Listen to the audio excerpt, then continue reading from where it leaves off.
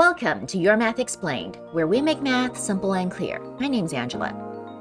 So we've looked at the first and second derivative test in isolation, finding a slope here or a concavity there. But today, we're going to put it all together. We're going to take a look at a raw quartic polynomial. And without ever touching a graphing calculator, we'll find its peaks, its valleys, its inflection points, and its end behavior.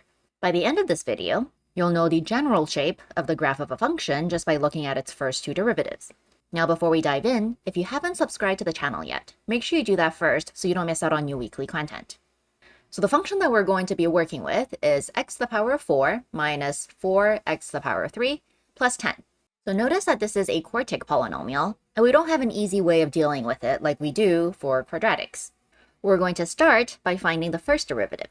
And we get f prime of x is equal to 4x cubed minus 12x squared. Next, we're going to go ahead and factor this, so we end up with 4x squared times x minus 3. And if we set f prime of x equal to 0, we get 0 is equal to 4x squared times x minus 3, which means we get our critical points of x is equal to 0 or x is equal to 3. So now we're going to go ahead and draw a number line and label our critical points. So we have a 0 and we have a 3. Next, we're going to determine if f prime of x is positive or negative in each of those three intervals. So we're going to write down our factors. We have 4x squared, and then we have x minus 3. And then our f prime of x is those multiplied together.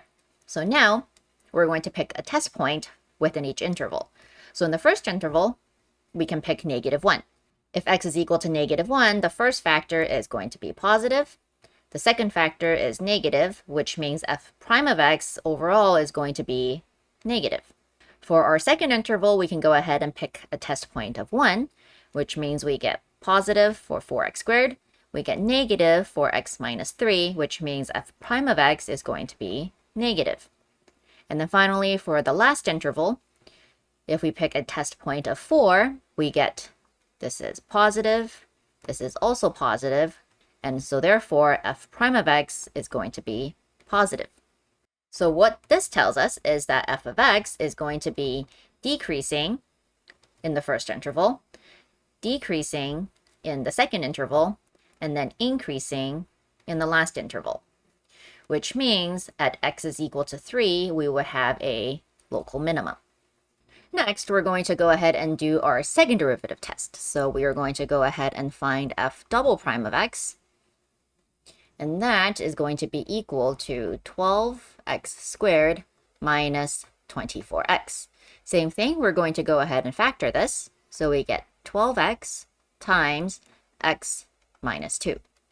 And then we're going to go ahead and set our f double prime of x to equal to 0, and then solve for x to find our potential inflection points.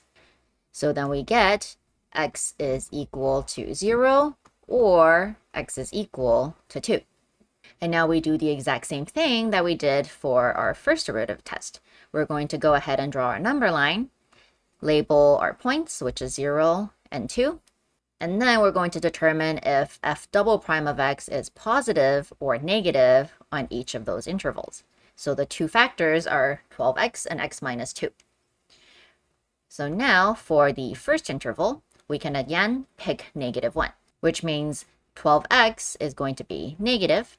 X minus 2 is also going to be negative, which means f double prime of x is going to be positive. And then in the second interval, we're going to go ahead and pick a test point of 1.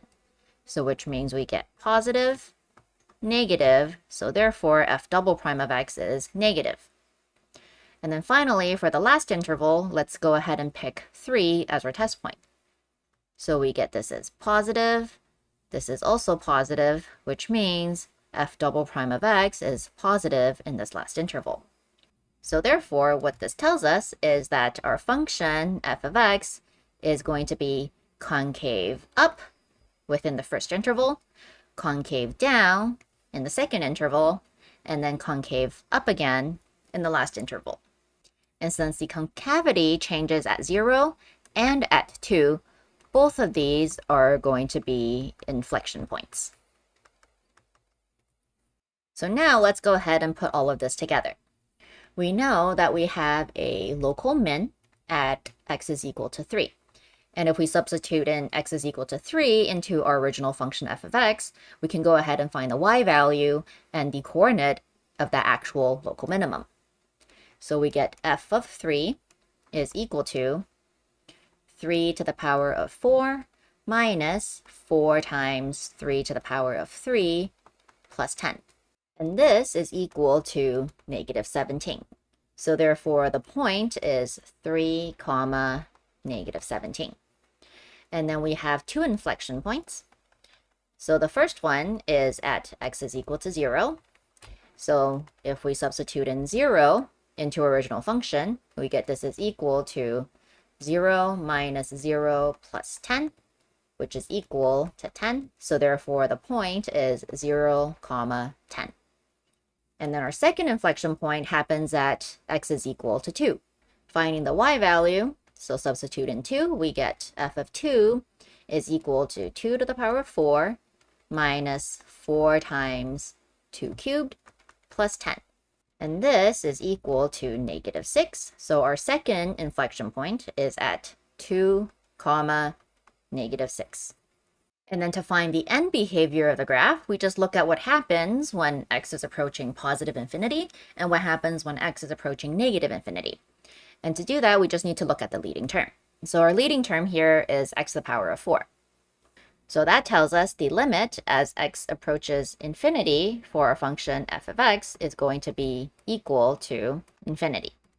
And the limit as x approaches negative infinity for our function f of x is also going to be infinity.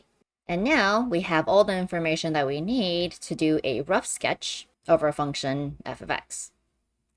So let's say this y value here is 10. We have a point at 0, 10, and that is an inflection point. Our second inflection point happens at 2, negative 6. So let's say this here is 2, negative 6 is somewhere here. So we have another point at 2, negative 6.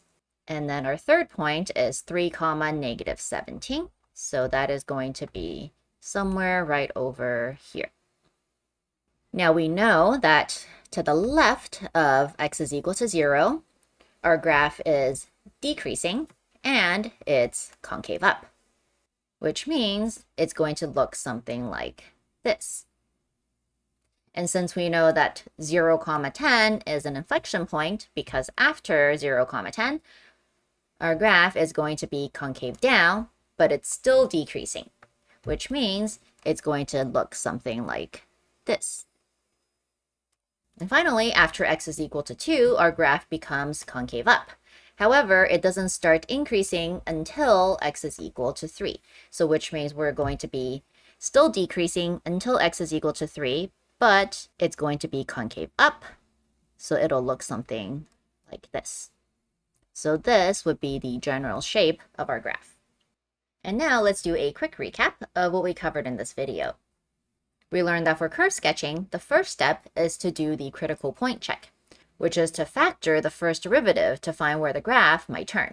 If the sign doesn't change on either side of the point, then it's a plateau and not a peak or a valley.